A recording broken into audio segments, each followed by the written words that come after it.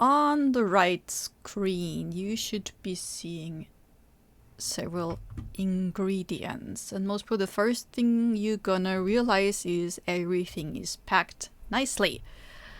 Oh, before I start, welcome to my first Twitch live stream. Welcome to Japanese with Kelly. Here it's Kara, the headmaster of Japanese with Kelly. And today I'm going to talk about ingredients we need for cooking Japanese New Year dishes. The Japanese New Year is really, really important. I think I'm going to do an extra video about that because the Japanese New Year is the most important day of the whole year. So compared to, let's say, the Christian world, you might have to combine Christmas and Easter to understand how important the Japanese New Year is. And everything is important because everything you do for the first time in the year is important. The first time getting up, the first time seeing the sunrise, the first time going to a shrine, the first time having a dream, the first time doing shodo, like Japanese calligraphy, or what else? And basically, it's so many symbols and so many things which are about the Japanese New Year. But right now, let's focus on Japanese food and Japanese ingredients. All right, maybe first start with flavorings. It might be a little difficult to look at it, but this one is, or this and this, so this black liquid and this one here is shoyu, which means soy sauce. There are actually several kinds of Japanese soy sauce, not only the one single one, but several ones. For cooking Japanese New Year dishes, actually Japanese New Year dishes have one specific name and they're called osechi or osechi ryori. So ryori stands for cooking or dishes and or meals, cuisine. And yes, osechi ryori. We have several flavorings, seasonings, and the soy sauce, this normal one here, and the other one. So actually the normal one is called koikuchi. So koi stands for thick, and this is basically the normal flavor you have. The other one is called usukuchi shoyu. So usu stands for usui, or is from usui. Usui means thin, and kuchi means mouth, but also flavor or texture. So it's thin flavor. But actually, it's actually the other way around because you need less of it to get a stronger taste or a stronger flavor of soy sauce. You're gonna use usukuchi shoyu if you don't want the sauce or everything you're gonna cook to have dark flavor, dark color. So you want to have just light color. You don't want it to be black. That's why you use usukuchi shoyu, because you don't need much of it to get the flavor you want. Alright, that's shoyu or soy sauce. Then here this orange kind of liquid is called, so I forgot the name, mirin. Mirin is sweet sake for cooking. So it's made of rice. And this one here, the orange box here, or package or wrapping, is sake. A cheap one, because if I use sake for cooking, I'm not gonna choose the expensive one, just a cheaper one. And this one here, for example, is a really cheap one. I'm not sure where you are from, so you might check with your local Asian or Japanese supermarket if you have one, or you might want to check out online shops. I think there are lots of online shops available right now. You might leave a comment somewhere. I don't know if it's possible here, but you can always message me on Twitter, Japanese with Kelly there, and I can answer any questions you might have about going shopping for Japanese ingredients. Alright, so that's sake, which is Japanese rice wine. What else do we have here? If we talk about flavor, then of course we have to talk about dashi.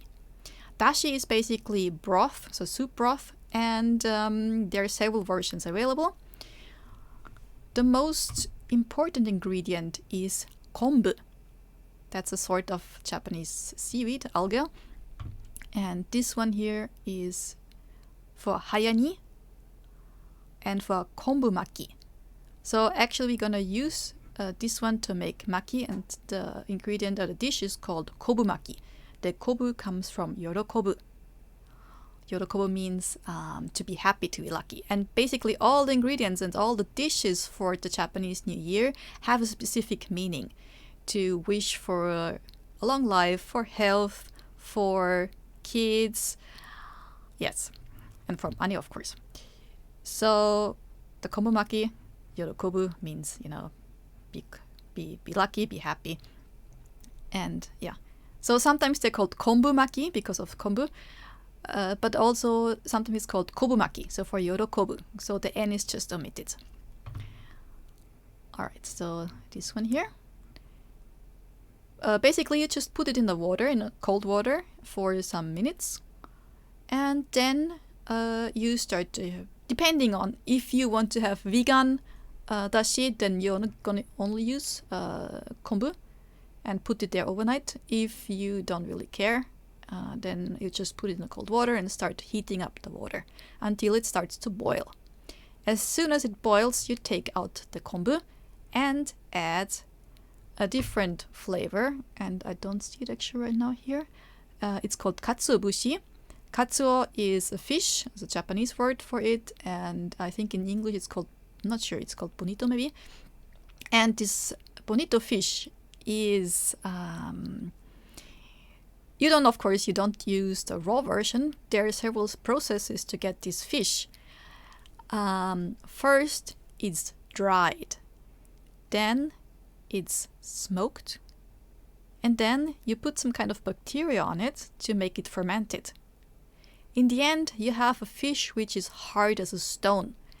And then you shave small pieces of it. And these small pieces is called in Japanese katsuobushi. And you just put it in the boiling water.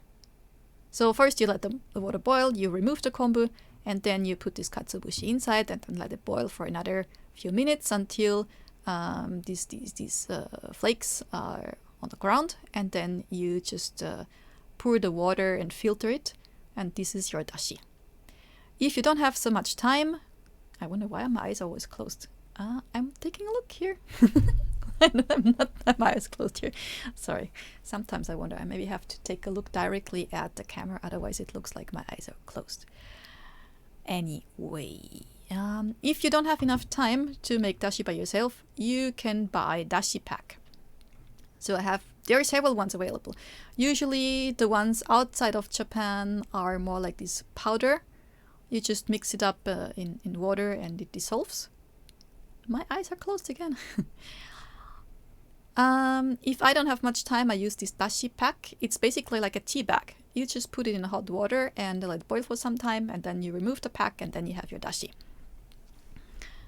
Alright, so we're gonna use this one here tomorrow too for flavoring. What else do we have here which we're gonna use?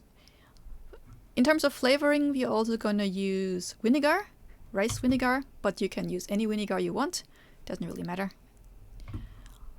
Then about the vegetables. What do we have here? We have mushrooms, shiitake. We're gonna use dried shiitake, so not the raw ones, but dry ones. Why? Because they have a much stronger flavor.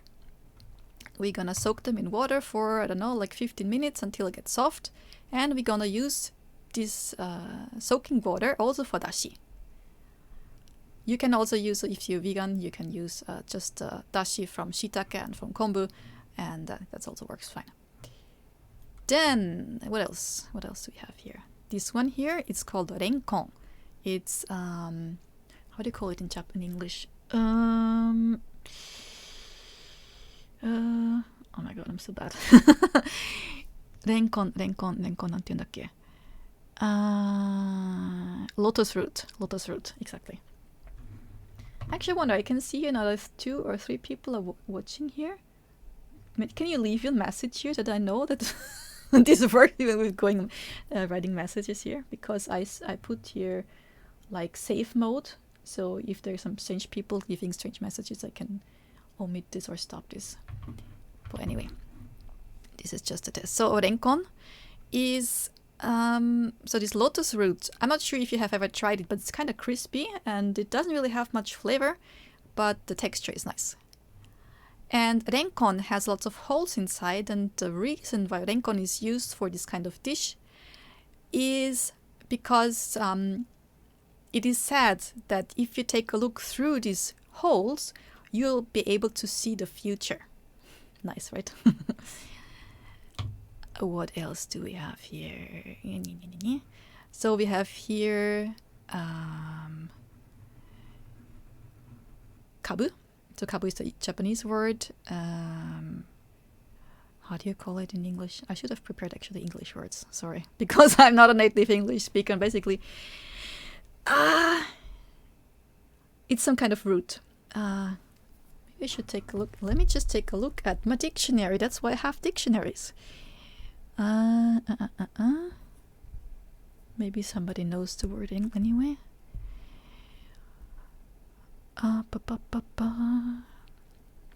Kabu. Kabu. Turnip. Yes, that's the word. Turnip.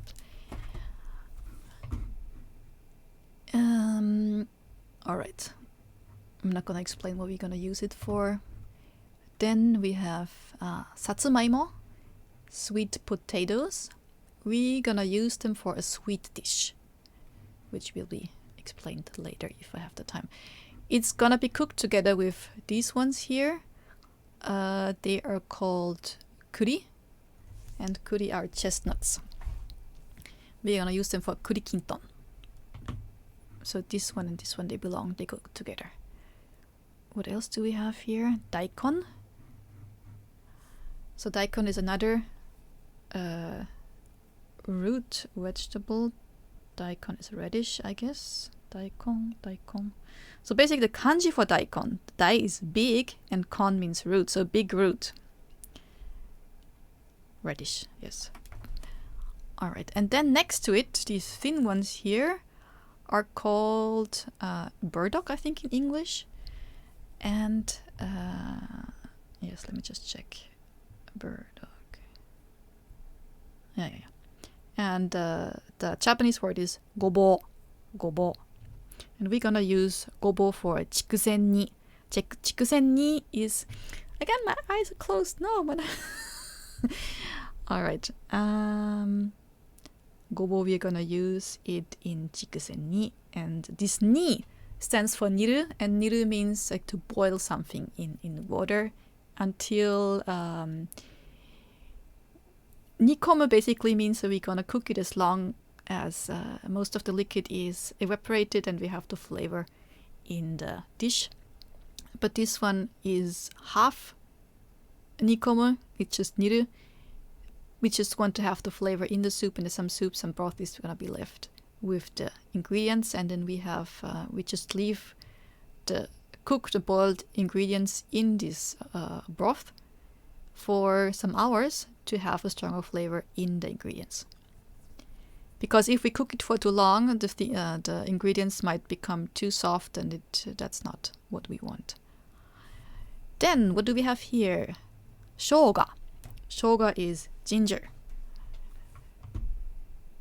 Then what have I mentioned? Oh yeah, the eggs. Tamago. We will be using tamago, the eggs, for what's the name?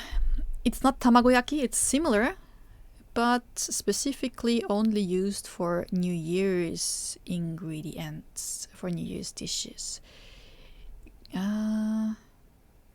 Datemaki. Yeah, datemaki is the name. Datemaki is half sweet, and this actually includes fish cake. And it's really nicely yellowish.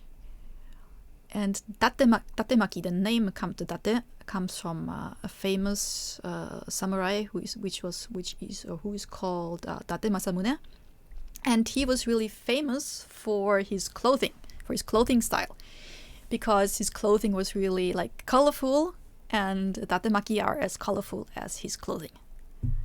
And he was really intelligent, and he was good with talking with people. All right, the tamago, this one here. These are snow peas. We're gonna use them for chikusenni. Then we have sesame seeds. Sesame in Japanese is goma. And we're gonna use irigoma. That means it's roasted. So roasted sesame seeds. And white one, shirogoma, white sesame seeds. What else do I have here actually? Unfortunately, not everything is visible here on the picture. We explain this one and this one.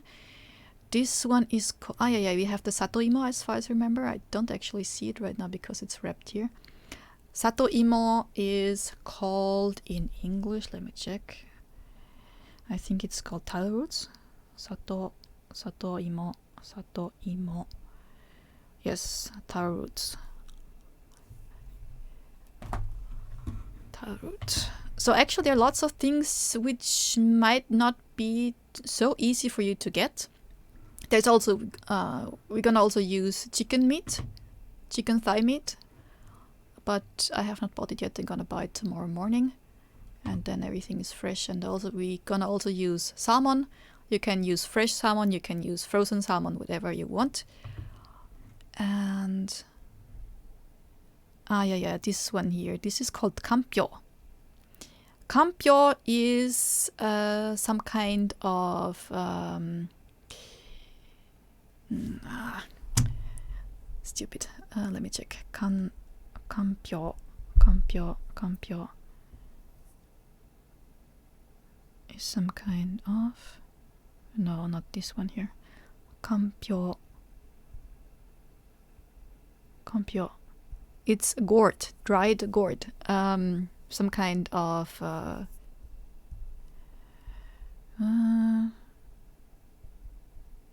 kabocha, pumpkin, some kind of pumpkin, yes. So this might also be kind of difficult to get for you, but yeah, you can try it without actually. Because we're gonna use the kampyo for the kobumaki.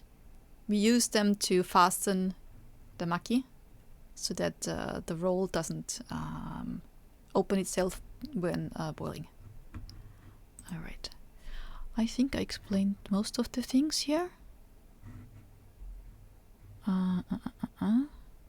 Yeah, we have here a lemon. I'm not sure if this was a lemon or yuzu. Yuzu is a Japanese kind of lemon, or it's a mix of lemon and what's it called? Mandarin orange. And I really like the flavor, especially the peel. Usually people use the peel, for example, putting it in soup, or for osechi, people cut the fruit in half, remove the inside, and then put several ingredients inside, and it looks really nice. We have here also dried persimmons. I'm not sure if I'm gonna use it tomorrow, because for me it's tomorrow. For you it's today in the evening. For me it's tomorrow morning. For me, because right now it's 11 p.m. here. Anything else I forgot to mention? I think those are the most important ones. I just can make it a little bigger here. Yeah. I think basically that's what I wanted to tell you today. Of course, it would be easier if I could directly show you things, but I will do that for you tomorrow. And I was thinking to use Twitch maybe. The problem is when I'm cooking, and I also have to take a look at the stream, at the chat. I'm not sure if this works out. Alright. Because I'm used to use Zoom for my my eyes are closed again. When I teach Japanese, I usually use Zoom because it's easier to interact with people because the other person can speak too. And I can also show different kinds on my screen. But Twitch should be working fine. Yeah, I think I'm gonna use Twitch tomorrow. So anybody who has signed up with Twitch and have signed up with me, then yeah, you should be all ready to use it actually. I've been thinking, so Japanese time it's 9 a.m. I'm gonna start at 9 a.m. For Eastern time, let me check. I think I prepared. Let me check. What time was it?